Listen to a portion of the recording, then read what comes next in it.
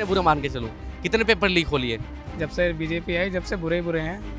Paper हर साल leak ही होते हैं। इस बार उपचुनाव में बीएसपी मैदान में है। तो बीएसपी को वोट ही नहीं देने के हम तो चंद्रशेखर को वोट दे रहे हैं। अपने समाज की गलती है, जो अपना समाज बटा है, बटना नहीं चाहिए।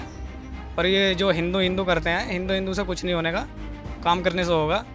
अभी उत्तर प्रदेश में हार तो मिली है ना बीजेपी को, और अब कुछ काम करेंगे तो इनके लिए लाभदायक होगा। आकाश आनंद आए हैं बीएसपी में, मायावती जी के भतीजे हैं। वो कह रहे हैं कि चंद्रशेखर आजाद का क्या वजूद है। इन्हीं बातों पे तो ये पिछड़ रही है बसपा। चंद्रशेखर को अगर साथ लेके चलती तो यहाँ कामयाबी मिल जाती दिल्ली तो। इसे कहाँ देख रहे हैं, अब किस में देख रहे हैं, मुझे बताइए। भविष्य हम चंद्रशेखर भाई पे देख रहे हैं। आकाश आनंद भविष्य नहीं दिखता? ना वैसा ही नहीं है। आपका क्या नाम है जी? ऋषिपाल ऋषिपाल जी, आपकी कितनी उम्र है? मेरी 72 साल की उम्र। आप 72 साल की उम्र है। चुड़ियाला गांव है ये। विधानसभा में बहुत लंबे समय से रह रहे होंगे। विकास की जब बात की जाती है, विधानसभा पिछड़ी भी क्यों है विकास के मामले में? पिछड़ी हुई कार्यकर्ता है, ऐसे हमें पिछड़े हुए ही। ऐसे ही मलोक नागर आया था, उसने कुछ ना करके दिखाया, यहाँ से बसपा से था। अच्छा जी, अब यो आया चंदन चौहान, यो एमपी छोड़ गए उसमें विदा। हाँ, एमपी बन गया, काम तब भी कुछ नहीं हुआ। कुछ नहीं हुआ। अच्छा, समस्या क्या क्या है आपके क्षेत्र क्षेत्र आया था, वो यहाँ का क्षेत्र का नहीं था, वो बाहर का था। उस पर किसी का विकास किसी तरह वो का तो दिखाई नहीं दिए क्षेत्र में। खैर, हाँ, क्षेत्र में दिखाई नहीं दिया वो तो। चंदन चौहान भी लोकल के ही माने जाते हैं, लेकिन तब भी वो भी नहीं दिखाई दिए होंगे शायद। कल तो उनकी भी नहीं दिखी यहाँ से। अब आदमी क्या करे? देखिए, जैसे मीरापुर को कहा जाता है कि बाहर के प्रत्याशी यहाँ ज्यादा आते हैं, जो लोकल के हैं वही नहीं दिखाई दे रहे, तो बाहर वाले क्या दिखाई देंगे? लोकल का तो कुछ उनके ही नहीं भेजते कोई भी, सब बाहर के ही भेज जाए। चंदन चौहान फिर भी एक लोकल के तो हो ही गए, जिले के तो हैं ही कम से कम अपने। जब वही नहीं दिखाई दे रहे तो और लोगों से क्या उम्मीद करेंगे आप? और से कोई उम्मीद नहीं। अच्छा, मुझे आप ये बताइए, बीएसपी की जो आज स्थिति है, आपने बहुत लंबे समय तक संघर्ष किया। जैसे इस चुडियाले गांव को कहा जाता है बीएसपी का गांव हुआ करता था। कोई देते आए हम ना, हत्ती याद रहता हमारे, और कुछ याद नहीं रहता। यहाँ के तो बड़े नेता भी रहे हैं आपके। हाँ, हमारे मंत्री भी रहे बसपा में तो। यहाँ कुछ कहते हैं कि हाँ, जो जैसे हम अम्बेडकर भवन की बात करें, खड़ंजे की बात करें, सड़कों की बात करें, सब चीजें मायावती के समय में बनी है उस समय यहाँ पे। मायावती के शासन में बना जी एक अम्बेडकर भवन उधर पल्ले मोहल्ले में। यहाँ हमारी तरफ तो जगह नहीं थी, ना बनाया। उनके समय में बना ना? उनके समय में बना। पर उनके समय विकास तो हुआ। हाँ, विकास हुआ, खड़ंजे भी लगे, सड़क भी जंगलों में खूब बनी है से उस टाइम पे। हाँ, मुझे आप एक बात बताओ, अब काम बहुत हुए, अब काम को सलाम करती जनता। जब काम इतने हुए तो जनता साथ क्यों छोड़ रही है फिर? अब साथ ये छोड़ रही है भाई, अकेली पार्टी से तो कामयाबी मिलती नहीं, और गठबंधन ये किसी में करती नहीं, तो इसलिए बसपा को छोड़ रहे हैं। चंद्रशेखर के साथ हो जाएंगे हम। चंद्रशेखर के साथ हो जाएंगे। पार्टी की दुर्दशा देखकर दुख होता है। हाँ, दुख हो गया जी, दुख हुआ बहुत। आते हैं नेताजी वगैरह बीएसपी वाले, कुछ कार्यकर्ता आते, समझाते हैं उनको। जब जीरो पे जाली बसपा तो फिर क्या करें, हमें तो दुख ही होगा उसका। अभी आकाश आनंद आए हैं बीएसपी में, हाँ, मायावती जी के भतीजे हैं।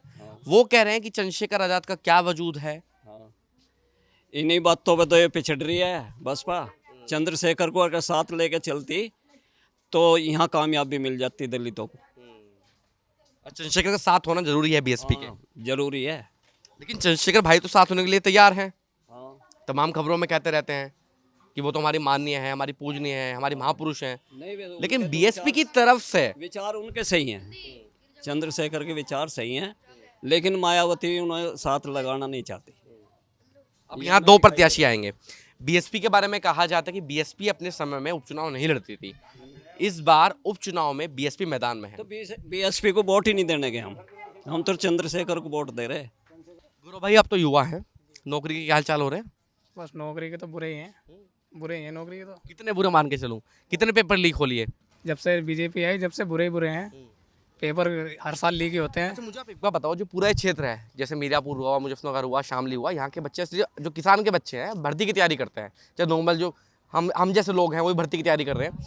अब आर्मी जो है 4 साल की हो गई, पेपर लीक की घटनाएं लगातार जारी हैं, तो क्या मनोबल जो है एक युवा का डाउन होता है नौकरी की तरफ?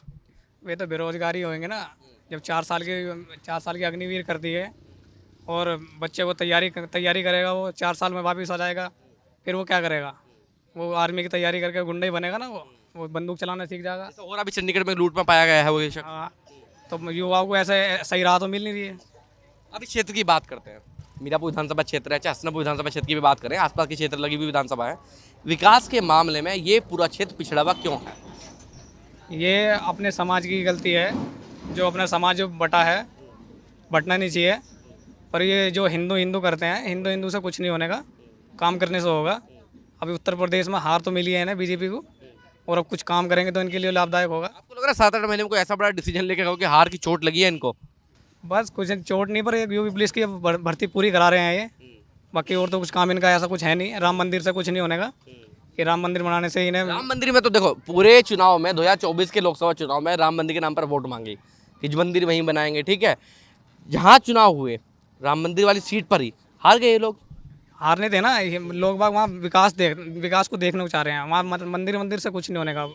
रोजगार चाहिए, महंगाई कम होनी चाहिए, और गरीबों के लिए कुछ साधन उधन ढूंढ रही है सरकार, ऐसा कुछ ढूंढ नहीं रही है। अब मुझे आप एक बात बताइए, अभी जैसे चुनाव है तो क्या बदलाव की कुछ उम्मीद है आपको? आप किसको पसंद करते हैं? उम्मीद तो हम चंद्रशेखर भाई को ही करते हैं। आजकल जो जमाना है वो सड़कों पर आना पड़ेगा। सड़कों पर आने से ही सरकार नीचे जो हमारे साथ जो हो रहा है उसे सुनेगी, उस काम को करवाएगी। मतलब कि आप ये कहना चाहिए कि राजनीति का दौर है जो बदल चुका है अब। समय के अनुसार सब कुछ बदल रहा है, और हम चंद्रशेखर भाई के साथ हैं। लेकिन आप एक बात तो बताओ, इन्होंने भी सवाल बढ़िया पूछा मुझसे। आप ये कह रहे हैं, चलो मैं यहाँ मानूँ कोई झगड़ा हो गया, अब चंद्रशेखर भाई आए, युवा आ गए, हल्का से धक्का मुक्की हो गई, पुलिस ने मुकदमा लिखवा दिया, उन मुकदमों की जिम्मेदारी कौन लेगा? उसकी खुद जिम्मेदारी हम लेंगे। अगर हमारे समाज पर कुछ अत्याचार होगा तो उसे हम खुद झेलेंगे। वो हमारे चंद्रशेखर भाई है, उत्साह भर रहे हैं हमारे अंदर कि आत्मनिर्भर बनो। और बहन जी क्या है, बहन जी तो अपने ऊपर वहीं प्रेस कॉन्फ्रेंस कर देती है। अच्छा, एक सवाल का जवाब देना मुझे, सच्चाई बिल्कुल। ये जो बी टीम वाला आरोप है, अच्छा सच्चाई बताना मुझे। जब मैं एएसपी वालों के पास जाता हूँ, कहते हैं देख लो बीएसपी भाजपा के लिए काम कर रही है। अखिलेश यादव ने एक बयान दिया था अभी लोकसभा चुनाव के बाद कि अगर कुछ सीटों पर बहन जी का हमारे साथ गठबंधन होता है, शायद हम 80 लोकसभा सीट में से 70 तो जीत ही जाते बहन जी के साथ से। क्या बहन जी को इंडिया गठबंधन में आना नहीं चाहिए था जब पूरा देश बीजेपी के खिलाफ था? इंडिया गठबंधन में आना था उन्हें, और वे बीजेपी को ही सपोर्ट करती हैं, क्योंकि वरना चुपचाप बैठी चुप्पी साध के बैठी है बहन जी हमारी। और होता है सब देख के। हाँ, दुख होता है अब, क्योंकि यहाँ विधानसभा में एक सीट और लोकसभा में 0 है।